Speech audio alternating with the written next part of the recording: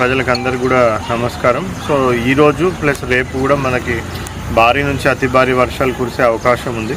So రేపు ఒక 3 days వరకు కూడా మనము చాలా కాషియస్గా ఉండాల్సిన అవసరం ఉంది.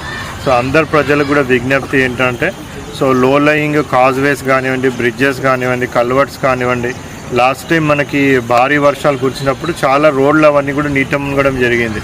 సో అటువంటి ఏవి కూడా దయచేసి ఎవరు కూడా క్రాస్ చేయాలనేసి క్రాస్ చేయొద్దని కూడా విజ్ఞప్తి చేస్తూ ఉన్నాం. So revenue department, police department, Panchayati Raj department, so వాళ్ళందరూ కూడా మీకు ఎప్పటికప్పుడు అలర్ట్గా ఉండి అవన్నీ కూడా మీకు ఇన్ఫర్మేషన్ ఇస్తూ ఉంటారు.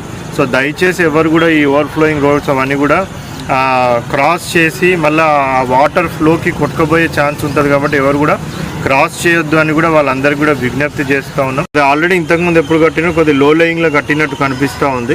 సో మరి దాన్ని ఏ విధంగా మనం సమస్య ఇంజనీరింగ్ వాళ్ళతో మాట్లాడి శాశ్వత పరిష్కారం ఏం చేయగలుగుతామో అవన్నీ కూడా చేయడం అనేది జరుగుతుంది. Thank you. ఎక్కడెక్కడైతే ప్రాబ్లమ్స్ వచ్చినాయో, సో చెరువులు కానివ్వండి, రోడ్స్, కల్వర్ట్స్ ఇవన్నీ కూడా ఐడెంటిఫై చేసి మ్యాక్సిమం చాలా మట్టుకు కూడా మనం టెంపరీ రిస్టోరేషన్ వర్క్స్ అనేది టేకప్ చేయడం జరిగింది. అవే కాకుండా కొన్ని మనకి మున్సిపాలిటీలో కూడా లో లయింగ్ ఏరియాస్ ఏమైనా ఉంటే కూడా వాళ్ళందరినీ కూడా లోతట్టు ప్రాంతాల ప్రజలని సురక్షిత ప్రాంతాలకు లాస్ట్ టైం కూడా తరలించినాం. బట్ ఒకసారి ఏంటంటే మనకి క్లౌడ్ బ్రస్ట్ లాగా వచ్చి సో ఒకటేసారి చాలా పెద్ద ఎత్తున వర్షం పొద్దున చూసినట్టయితే కూడా ఒక 2-3 గంటలలోనే పెద్ద ఎత్తున హెవీ వర్షం మెదక్లో పడడం జరిగింది.